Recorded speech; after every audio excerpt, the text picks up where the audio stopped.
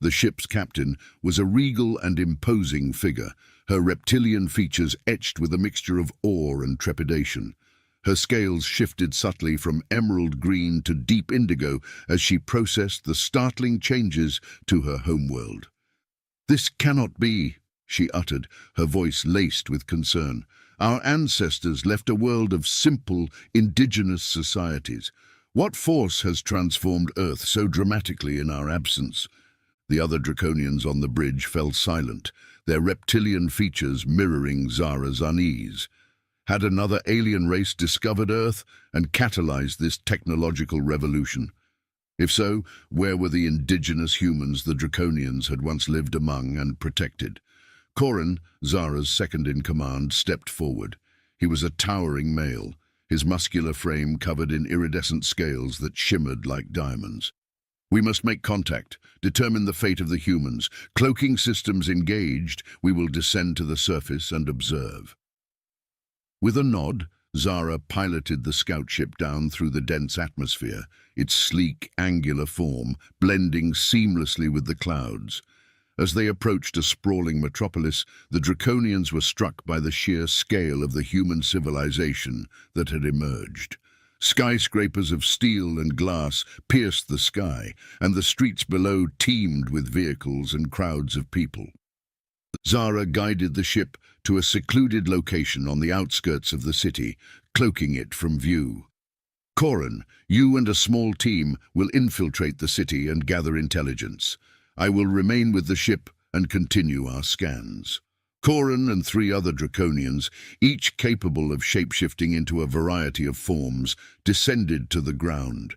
Blending seamlessly with the human populace, they moved through the bustling streets, observing the advanced technology and infrastructure with a mixture of awe and trepidation. As they delved deeper into the city, the Draconians encountered stark contrasts. Towering skyscrapers and gleaming corporate headquarters stood in stark juxtaposition with sprawling slums and impoverished neighborhoods. The wealth and prosperity of some seemed to come at the expense of the many. Corin's team eventually made their way to a prestigious university, where they infiltrated the archives and began to piece together the history of Earth's transformation. What they discovered sent shockwaves through the Draconian collective. It seemed that in the Draconians' absence, a new species had emerged, Homo sapiens, or modern humans, who had rapidly developed advanced technology and established a global civilization. This species had not only survived but thrived, and had even ventured into the stars, establishing colonies on other worlds. But the Draconians' most troubling discovery was the fate of the indigenous humans they had once lived among. According to the historical records, these ancient human societies had been decimated, their populations either assimilated or wiped out entirely by the rise of the modern human civilization. Corin and his team returned to the scout ship, their faces etched with a mixture of grief and disbelief. Zara listened intently as they relayed their findings, her reptilian eyes narrowing with concern. "So the humans we knew and protected are no more," she murmured, her voice tinged with sorrow. "And this new species, these modern humans, have advanced far beyond what we ever imagined. We must tread carefully, for they may view us as a threat, or worse, to ask us to fix all the problems of the Earth. We must keep a low profile for now." "So the humans we knew and protected are no more," Zara murmured, her voice tinged with sorrow. "And this new species, these modern humans, have advanced far beyond what we ever imagined. We must tread carefully, for they may view us as a threat." The Draconians fell silent, their thoughts consumed by the implications of what they had learned. As they prepared to depart, a single question lingered in their minds. Had their long absence from Earth paved the way for this profound transformation, or had another more sinister force been at work? Zara's brow furrowed as she considered their next move. "We cannot simply retreat from this world. The humans we once knew may be gone, but we have a responsibility to understand what has become of our ancestral home." Corin nodded solemnly. "Agreed. We must make contact, but cautiously. These modern humans may not welcome our presence. With a flick of her talons, Zara activated the ship's holographic projector, casting an image of a bustling human city onto the bridge. Then we shall observe them first, learn their ways, before revealing ourselves. Corin, assemble a team of our most skilled shapeshifters. You will infiltrate the city and gather more intelligence. Corin's eyes gleamed with anticipation. It will be done. He turned to the others, issuing a series of commands in the draconian tongue. Within moments, 4 of the most adept shapeshifters stepped forward, their bodies shimmering as they transformed into human guises. Zara watched as the team descended to the surface, blending seamlessly with the crowds. She knew the risks they faced, for the modern humans had developed advanced technology that could potentially detect even the most skilled draconian shapeshifter. But the need to understand this new world and the fate of their former wards outweighed the dangers. As the scout ship maintained its cloaked vigil over the city, Zara's mind raced with questions. Had the modern humans discovered the existence of other intelligent life in the cosmos? Had they made contact with alien civilizations, just as the Draconians had? They do seem familiar, but from where? I have a vague memory that I had met them before, and what had become of the indigenous cultures the Draconians had once cherished. Hours turned to days as Corin's team delved deeper into the human world, gathering intelligence and sending regular reports back to the ship. The Draconians were both fascinated and disturbed by what they learned. The modern humans had indeed ventured into the stars, establishing colonies on nearby planets and moons, some of which they had pasted by on the way to Earth, but did not look like they had been maintained for some time.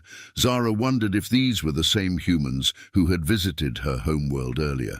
An encounter with these advanced humans. The leader of them was called Captain Elena Zhao, and didn't think much about it at the time, thinking they were from another seeded planet, as the ones they had left behind were so primitive and could not possibly have advanced this far in a relatively short amount of time. And they only talked about how technology was advanced, their societies complex and often divided. Wealth and power were concentrated in the hands of a few, while vast swathes of the population lived in poverty and despair. Most troubling of all, the Draconians found no trace of the ancient human cultures they had once known. The indigenous tribes and civilizations had been wiped out, their languages and traditions all but forgotten. In their place, a globalized, industrialized world had emerged, one that seemed to have little regard for the natural world or the sanctity of life, and it was portrayed as something different by the visiting humans to our home world than what I can see in front of me. As Zara digested these revelations, a growing sense of unease settled over her. Had the Draconians' absence truly paved the way for this transformation, or was there some other, more sinister force at work?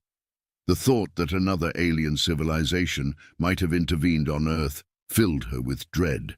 Finally, Corin's team returned to the scout ship, their human disguises melting away to reveal their true draconian forms. The expressions on their faces were grave, their eyes downcast. "What have you learned? What of Captain Elena? Was there any trace of her?" Zara asked, her voice barely above a whisper. Corin stepped forward, his scales shimmering in the dim light of the bridge. The modern humans have indeed ventured into the stars and are the same humans from 40 human years ago. Something has changed. It's nothing like they described to us. They have also turned their gaze inward, engaging in constant conflict and exploitation of their own kind. Their technological advancements have come at a terrible cost. The destruction of the natural world and the subjugation of entire populations. Zara's talons clenched into fists, her reptilian eyes narrowing with anger. And what of the indigenous cultures we once knew? Have they truly been wiped from the face of this world? Corin nodded solemnly. "I'm afraid so, Captain. Our searches have turned up no trace of the tribes and civilizations we once lived among. They have been erased, their legacies buried beneath the weight of this new global order. Zara's scales rippled with a surge of anguish and anger. Then we have failed them.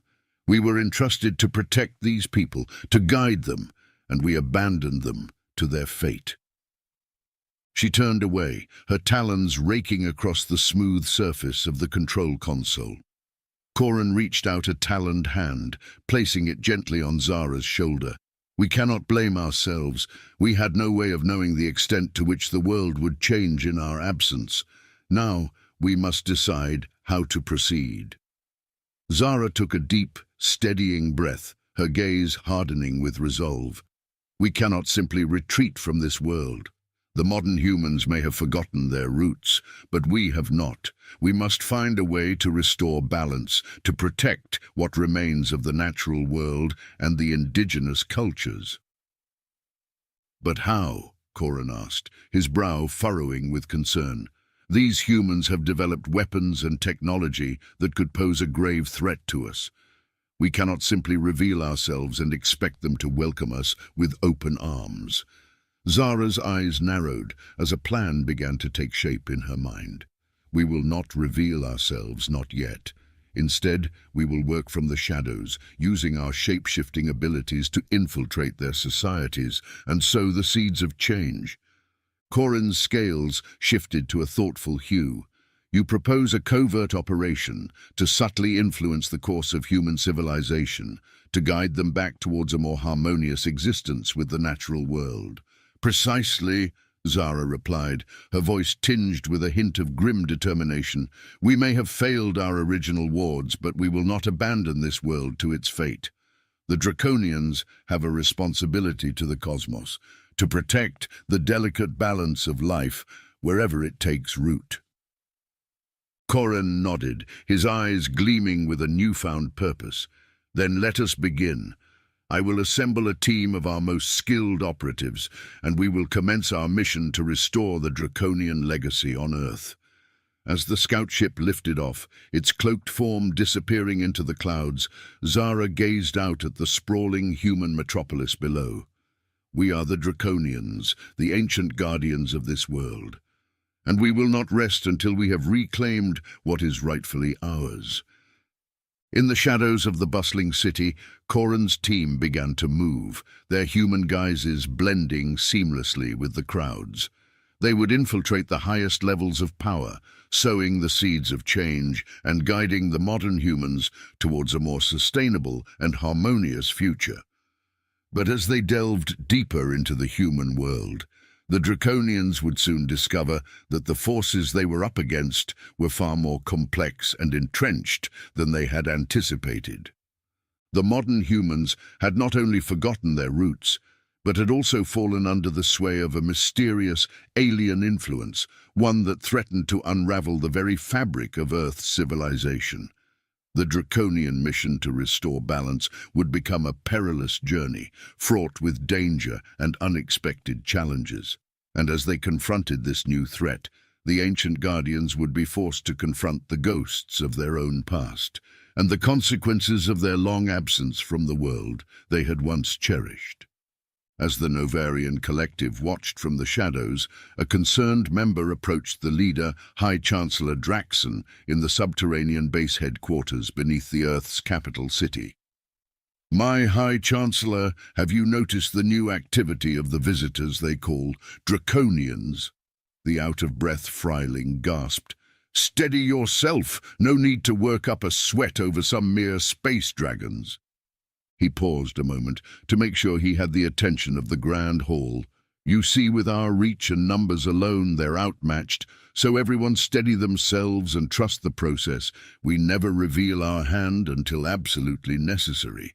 Let them think they know us, and allow them to think they have infiltrated our ranks. Then once in position, spring the trap for the Novarian collective. May we bask in the shadows and never falter.